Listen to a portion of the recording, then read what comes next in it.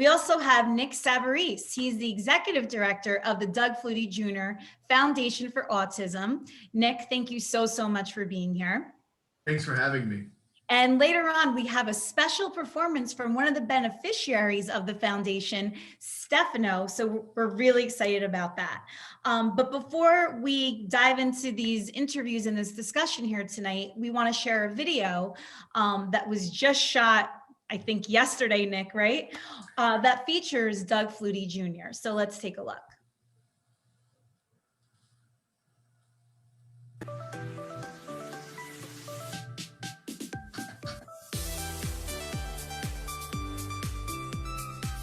The Flutie Foundation is grateful for our dedicated and longtime partners, the Sons and Daughters of Italy in America. Through our partnership, the Flutie Foundation has been able to help even more people and families with autism live life to the fullest. It is through our mission and work that we hope to build a legacy for our son, Dougie Jr. And your support and passion means so much for the autism community. Thank you for partnering with us on our journey to build Dougie's legacy and to make a positive impact in the autism community.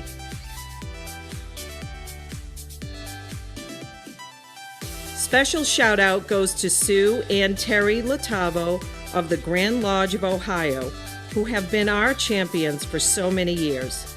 Thanks so much for all you do.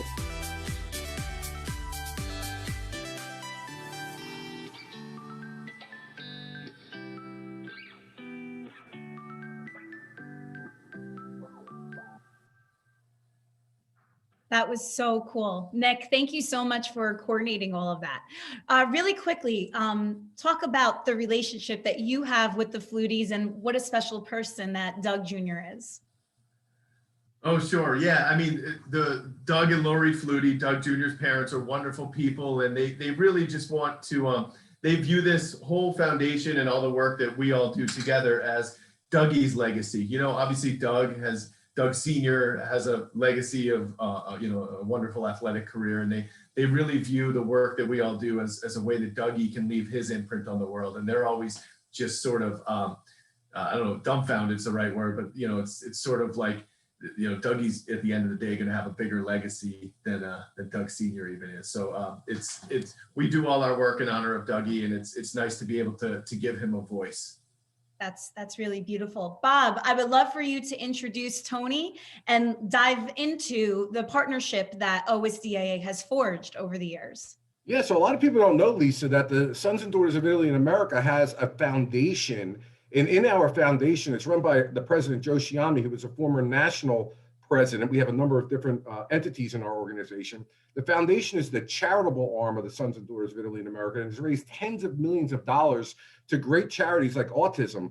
And Tony Basilia Anderson, who we have with us right now, is our national financial secretary, as well as a chairperson for the autism. Again, just one of many charities. So Tony, if you don't mind, can you tell us about the relationship and connection that we've always had with this organization in terms of our being able to raise money for the Doug Flutie Foundation and autism? Absolutely, Bob. Well, it was back in 2010, the then chairperson of our foundation and past national president, Vince Sarno, had this discussion in Charleston, South Carolina. And from that discussion, he appointed Carol DiTrapani to look into a network where we might be able to help in the autism world. From that homework that she did, in 2011, sprouted our relationship with the Doug Flutie Jr. Foundation for Autism. And the last 6 years, Terry and Sue Latavo have been our co-chairs. I've been very proud and honored to serve as one of the members on that committee.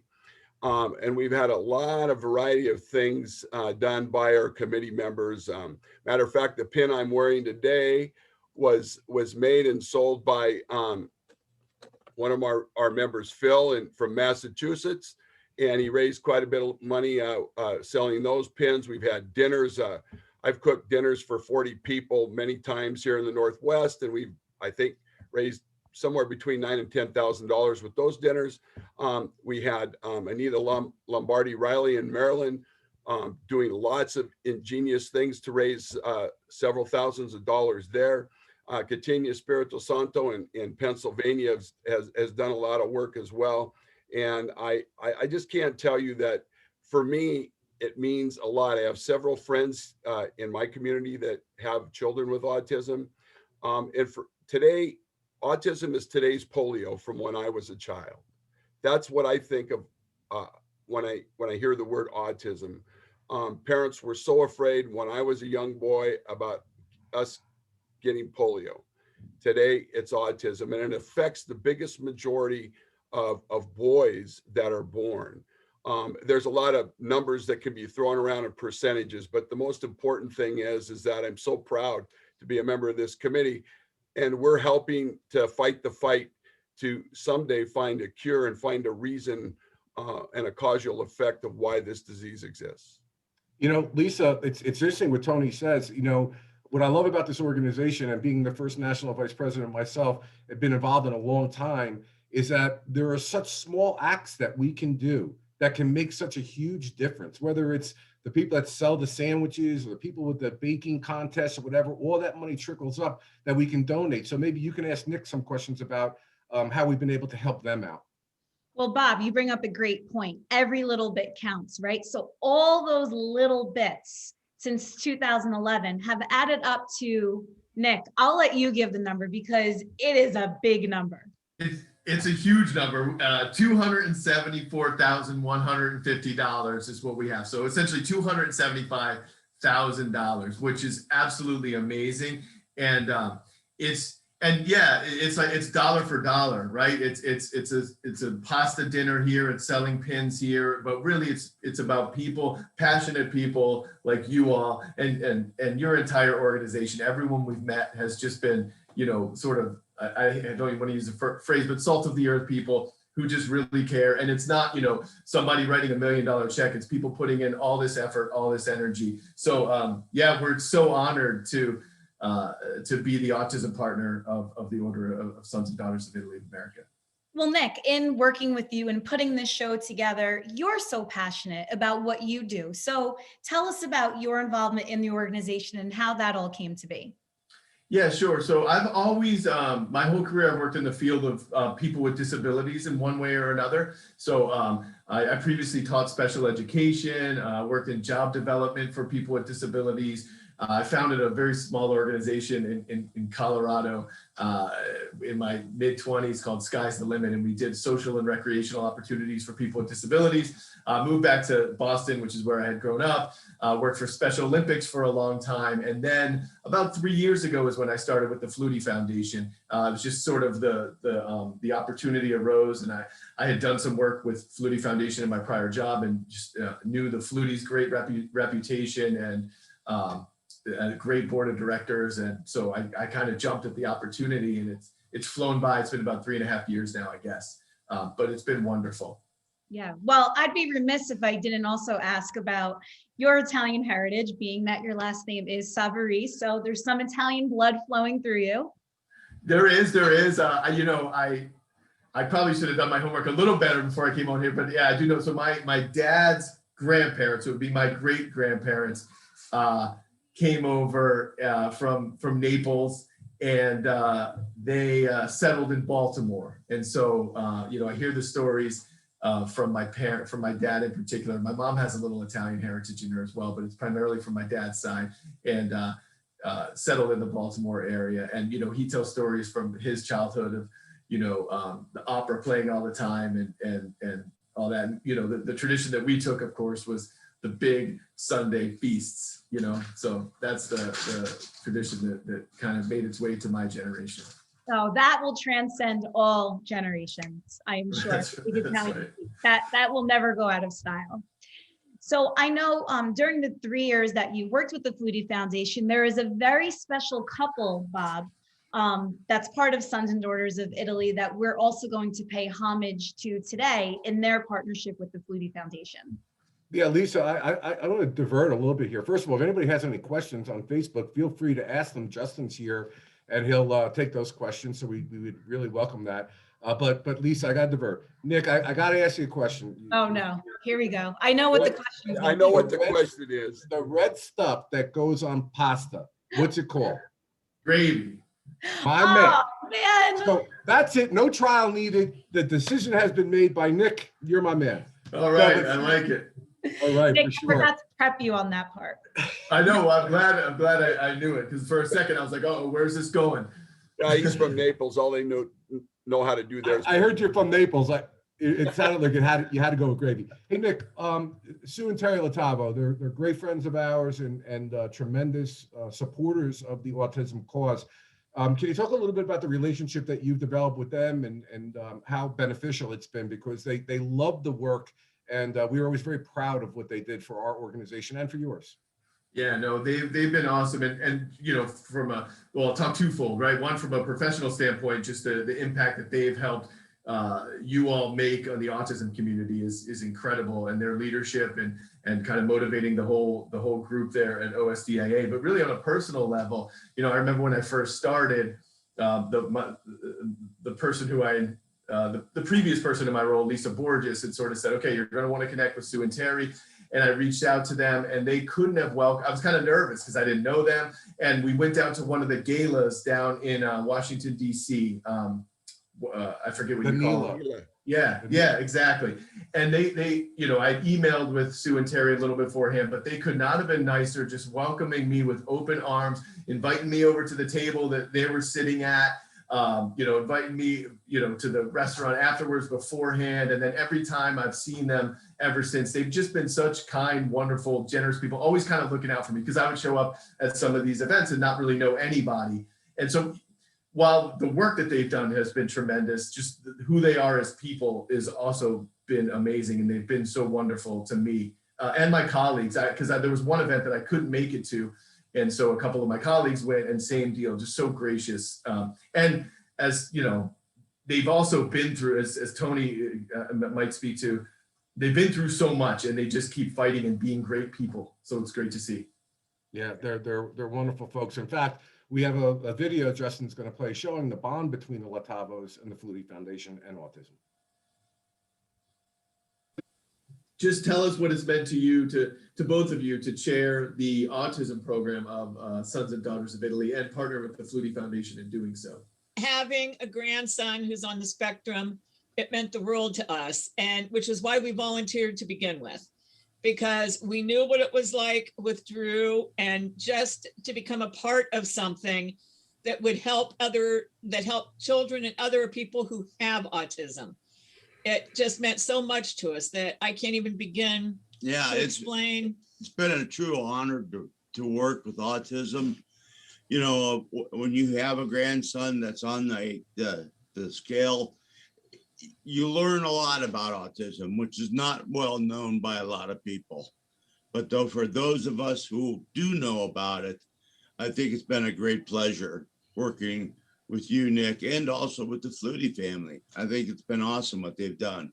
Oh no, and we're so honored, the support that the support that you all have provided over the years. I believe the Sons and Daughters of Italy have raised over $270,000 for the Flutie Foundation over the years, which is just absolutely incredible. And so we're so grateful. And so we're sad to see you two stepping away, but glad to continue to work with Tony and the team. And we talked about, we're going to be making a donation in your honor, just because you've all done so much. And you chose Jason's Place, local to you in Canton, Ohio.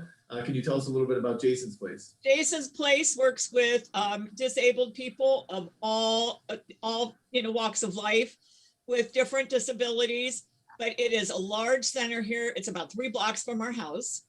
It's a great organization, and they're doing a lot for a lot of people. So it's something that we felt it was close, it was in the neighborhood, and we know the person who directs it, and we just felt it was important to have them receive the money. Just, thank you both so much for joining us. We're so grateful for all of your incredible work, and we know this isn't a permanent goodbye. We'll certainly be seeing you down the road. Well, and we wish you and Doug Flutie Foundation a lot of success, and we look forward to a long partnership with the Order Sons and Daughters of Italy in America. That's Sue and Terry Latavo. Lisa. So these are the types of people that are part of this organization, Sons and Daughters of Italy in America. I mean, you will meet the nicest people, kind-hearted, big-hearted. It really is amazing. So Nick, I just want to really drive home. We raised a lot of money over the years. Where did that money go towards? Sure. So, I mean, primarily it's two things that we do at the Flutie Foundation that you all help support. One is direct financial support to families. And the other is, we provide grants to organizations, schools, organizations, that sort of thing. We have a number of different programs and initiatives, but that's basically what it boils down to. So there's a lot of stats that say if you have a child with autism, it could add, anywhere from $800,000 to like $2 million to costs throughout your lifetime, just additional costs. So just the financial implications alone are huge. So if a family's in need, let's say their child needs swim lessons or autism therapies or whatever it is, it's, we do a lot of that. We provide just direct financial support so they can afford autism related expenses, which are, expenses above and beyond just typical, living and raising children and that sort of thing. And then the other is we provide, grants to organizations who, share our vision of, making today better for people and families affected by autism. So essentially we, I don't know if you have the thing to pull up. If not, no big deal, the photo, but we essentially, we're about making today better. So we look at what are the components that make up a day for anybody. How can you live your life to the fullest? So it's either when you wake up, you either go to school or work. Outside of school or work, you want to be active or social. And then at all times, you want to be safe, supported, and informed. So those are kind of the 7 pillars that we fund for organizations and people affected by autism. That's beautiful. Justin, do we have that graphic? I am pulling it up right now. I wasn't sure. I really want the audience to see because it so succinctly tells of your mission. Yeah. So that's that. Again, Doug and Lori really, when they started the organization, it was, it was actually 22, 23 years ago. And, they, at the time, autism, there wasn't an awareness because there wasn't groups like Order of Sons and Daughters of Italy doing great work, right? And back then. And so they couldn't find services for their son, Dougie. And they thought to themselves, wow, we have connections, they were famous at the time. We have means, like Doug could have called the governor like that, right? But they couldn't find services for Dougie. So they thought to themselves, wow, if we can't find services, what about all these other families who might not have the means that we have, might not have the resources and the connection? So really, they were really focused on families and getting support to families without a lot of red tape, basically. Yeah. Bob, do you have any questions? Yeah, I'm just curious. You talked about the programs and some of the financial assistance, which were questions I wanted to ask, but what separates the Flutie Foundation from the other advocacy groups that are out there for autism? Yeah, I would say a few things. Well, first of all, we partner with a ton of groups, and there's so much that needs to be done. So a lot of the, for example, I'll say some organizations focus heavily on research, which is great and it's needed. Doug and Lori kind of made the decision early. While we do a little research, it's an expensive proposition, and they really wanted to be about today, right? I hate to keep beating that drum. So, some organizations focus on advocacy, and again, we do a little bit of government advocacy, legislation, which is all, of course, very important. But I guess what separates us is a couple of things. One is we're really about today. So you need support to swim lessons for your child. Are you a school or an organization that needs funding to do a job program for young adults with autism? We're really about, the here and now, I guess. So that's one thing. But a couple other things we pride ourselves on is, we always return phone calls, we're kind of not a lot of red tape, and I guess the last thing is we try to have a little bit of fun while doing it. Doug and Lori are really fun loving people. So we're passionate about, helping people and families affected by autism, but also trying to have some fun while we do that. Well, it looks like you have a lot of fun. Doug Jr., he looks like so much fun. And Stefano, who we're going to hear from in a couple of minutes as well. Justin, I know that we have a question from our audience. Yeah, so Mark D'Annunzio was wondering, Nick, if you could tell us a little bit more about Autism Awareness Month. We're kind of catching the end of it here of April, and he was wondering if you could expand on it a little bit further. Sure, always happy to answer a question from Mark. Yeah, Autism Awareness Month. April is dedicated as Autism Awareness Month. It's actually moved now. A lot of people call it Autism Acceptance Month because it's sort of like, okay, what's the next step after awareness? We've made the world aware. Now, what's the next step? And it's really to accept and include people with autism in your own everyday life. But regardless of that, kind of World Autism Awareness Day is April 2nd, and it's just sort of it's a month that everyone can focus on. And everyone can rally around comprehensively to whether it's, you know, provide advocacy, raise funds, commit support to the autism community. And it's really gained a lot of steam. So there are a lot of corporations that are, you know, provide support over Autism Awareness Month. We do a ton of, we have partnerships with a lot of police departments who sell autism awareness police patches. So just it's just a month that everyone can sort of rally around and get enthused about autism awareness and acceptance. Though, of course, we view it as a 12-month proposition, but if they give us a month, we're going to maximize it, you know? Lisa, if you don't mind, I'd like to just jump on. You actually sparked my curiosity since I'm in this field. When you're working with police, how relevant, especially given everything that we're going through as a nation with regard to policing, I know that you must have a lot to say about training police so they can identify, recognize, and seek the right services during an encounter. Are you involved in any of that? Yeah. In fact, hold on. You called me. I'm just going to try to grab something here. So yeah, we do a few different things. So this here is a you put this on your seatbelt, right? And it just says autism awareness. And this is, so if you have a child who say is, you know, has autism, but is nonverbal. A lot of people put this right on the seatbelt cover. So heaven forbid they're ever in an accident or some sort, a first responder comes, they'll know, okay, this person has autism. This person might not be verbal. So, you know, it sort of helps de-escalate the situation and gives a cue to the first responder that, hey, maybe, you know, this person might not be answering my questions, but this person still needs support. So that's just a quick one thing. But yeah, what we found too, Bob, is that a lot of police departments, you know, they really want to help, and so and they really want to learn about, you know, what it takes to help the community and keep people with autism safe. And so, you know, we're in a number of initiatives. We've gotten police dogs, comfort dogs that help break down barriers for police departments. We've been involved in some, I know I said we don't do a lot of legislation, but we've been involved in some legislation that helps provide funding so that police academies, people coming up through the academy, can find training in how to best serve people with autism. So what we found, you know, police, first responders have been great. And, you know, they have traditionally, say, lacked the training, but we think there's a big movement throughout the country to help provide these departments with the training and the resources so that they can best serve the autism community.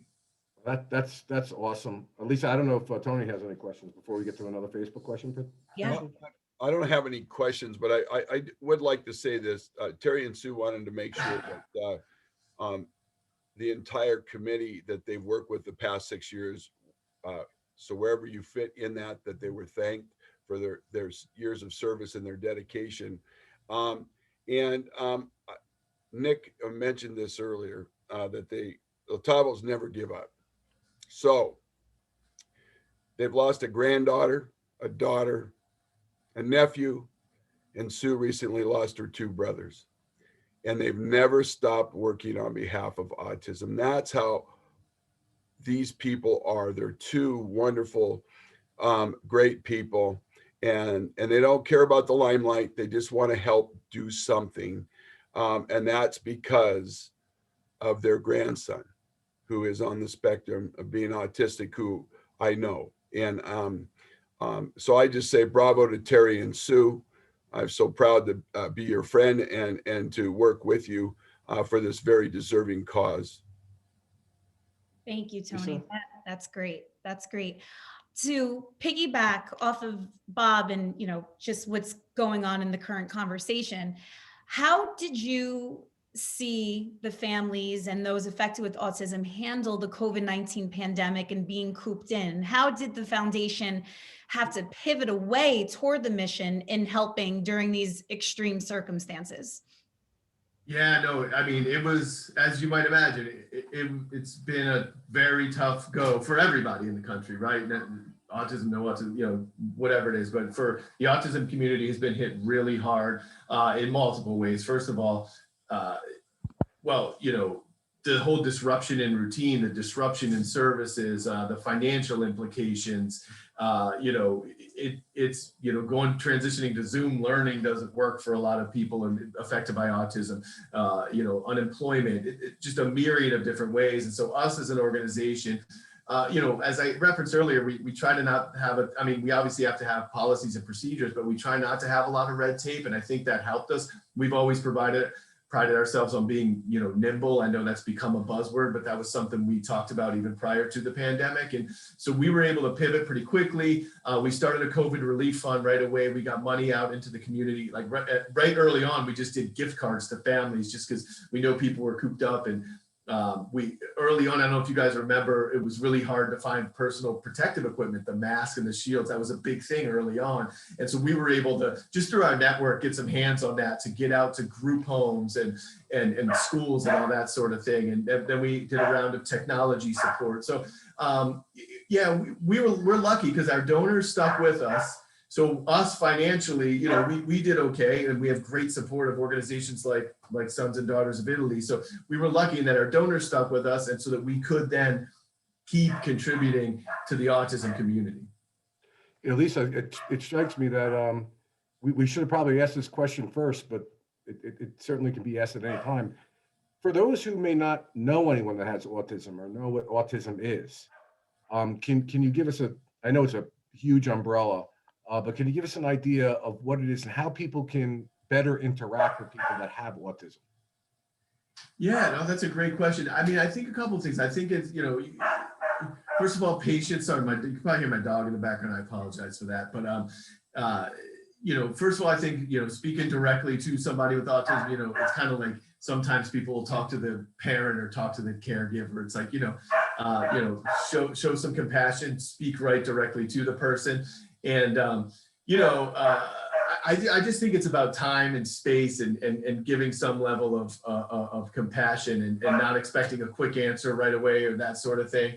And then, you know, if you're not getting a response, say, you know, then maybe talk to the parent or the peer or whoever that person is with. But I think it's just having an open heart and an open mind, I think, is the best way to sort of interact with somebody on the autism spectrum. And, you know, language is difficult to comprehend sometimes. So sometimes pictures are better or that sort of thing. Well, Nick, for everyone watching, and we have a ton of comments right now happening in this chat over here on this Facebook Live. Where can people find out more about you, to donate, to learn more about your services, and to get involved? Yeah, sure. I mean, the easiest way is flutiefoundation.org, right? So that's our website. But we're obviously we're on Facebook at Doug Flutie Jr. Foundation for Autism, Instagram, Twitter. Those are our three kind of social media. LinkedIn. You know, but yeah, the website's probably the best way, flutiefoundation.org, or just Google us and, you know, kind of see where it takes you. Well, before we wrap up here tonight, Nick, do you want to introduce Stefano? Absolutely. So happy to be joined tonight by our friend Stefano McCauley. Stefano's a young man I've known for some time. He's a wonderful young man, a super talented musician. And, you know, we've done some work. Well, Stefano's a part of our house band Spectrum of Sound, which we kind of started during the pandemic. And also I've known Stefano for a number of years through some other means as well. We've supported an organization called Muse Foundation that Stefano's affiliated with that does a lot of music work. But Stefano, how are you this evening? I'm doing fine, thank you. Hi, everyone. Thank you for inviting me. It is a special honor for me because I am 100% of Italian origin. Both of my parents are Italian, so I am one of the children of Italy.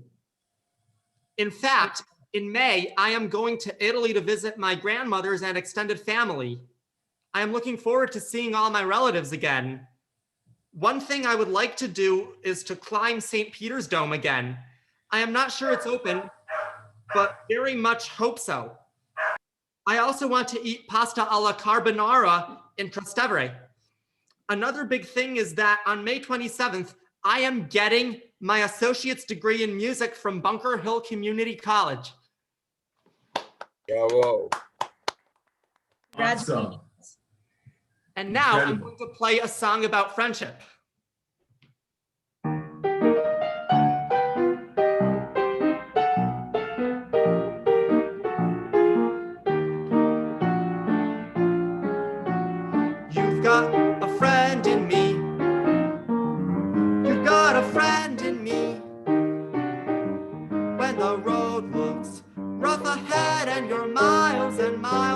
nice warm bed. You just remember what your old pal said. Son, you've got a friend in me. Yeah, you've got a friend in me.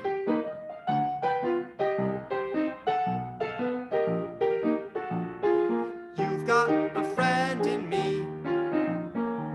You've got a friend in me. You got troubles, well I've got them too. There isn't anything I wouldn't do for you. If we stick together, we can see it through. 'Cause you've got a friend in me. Yeah, you've got a friend in me.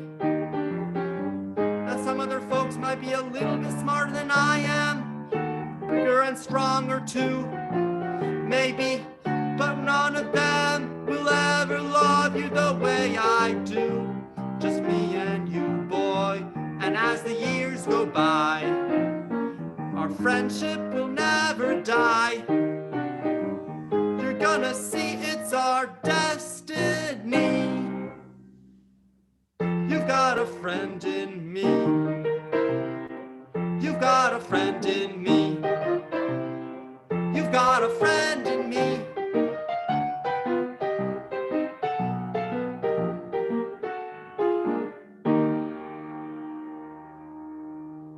Bravo! Bravo, Stefano, bravo. Bob, that might be one of the most special moments we've had on OSDIA Live. I gotta be honest with you. I was thinking the same exact thing. Stefano, I gotta ask you, who wrote that piece? Randy Newman. Wow, you did a great job, and what a great selection that you would play that, because it means so much about our relationship with the Flutie Foundation, and you did a great job. Awesome. Thank you. Sure. Thank you, Stefano. Enjoy Italy. I am so jealous that you're going to be traveling there in a few weeks. Well, the reason I'm doing it is because my family is there and I haven't seen them in a while.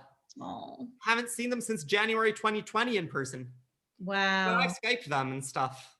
Yeah. This is Well, you big can't get that good Italy food though through Skype. So you have to go there and get it authentically made. Yeah. Well, thank you so much, Stefano. Nick, it was an absolute pleasure working with you and coordinating this tonight. Tony, thank you so, so much. It's been a long road, but we finally did it and it was great. Bob, Justin, as always, thank you so, so much. Justin, where can people find out more about joining Sons and Daughters of Italy in America? Yeah, if you're interested in joining our organization, you can go to osia.org and click on the member tab.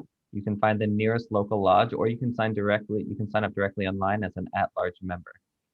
Follow us on our social media on Facebook, Instagram, Twitter, YouTube, LinkedIn, and Pinterest. Great. Thank you so, so much, everyone out there in Facebook land, for joining us tonight. And we will see you soon on another edition of OSDIA Live. Take care.